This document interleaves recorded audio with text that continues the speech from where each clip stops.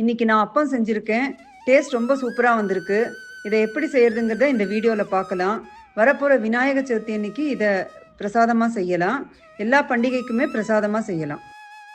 அப்பம் செய்யறதுக்கு கோதுமை மாவு 1 கப்பு, வெல்லம் 3/4 கப்பு, அரிசி மாவு 1 டேபிள் ஸ்பூன், தேங்காய் துருவல் 3 டேபிள் ஸ்பூன், ஏலக்காய் தூள் 1/2 டீஸ்பூன் இதெல்லாம் எடுத்துட்டு இருக்கேன்.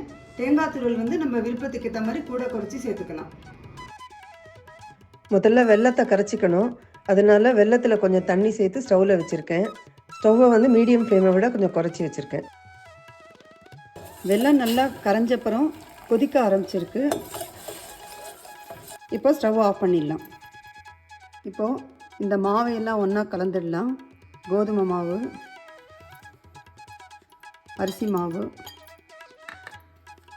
தேங்காய் துருவல்,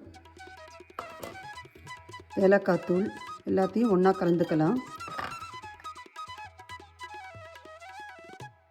இப்போது கரைச்சி வச்சுருக்கிற வெல்லத்தை இந்த மாதிரி வடிகட்டி இதில் சேர்த்துடலாம்.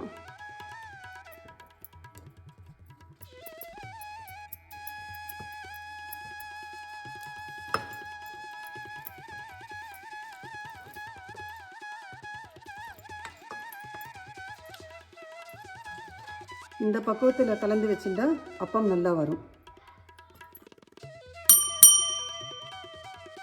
அடுப்பில் எண்ணெய் காஞ்சிடுத்து. இப்போது கரண்டியால் இந்த அப்பா மாவு எடுத்து இந்த மாதிரி சின்ன சின்ன சைஸில் நான் செய்கிறேன்.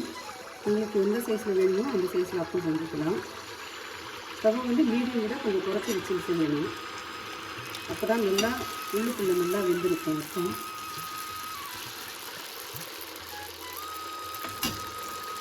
இப்போது கொஞ்சம் இந்த எண்ணெயில் போட்ட உடனே ஒரு சத்தம் வரும் இல்லையா, அந்த ஓசை கொஞ்சம் அடங்கியிருக்கு, குறைஞ்சிருக்கு. இந்த சமயத்தில் நம்ம இதை திருப்பி போட்டுடணும்.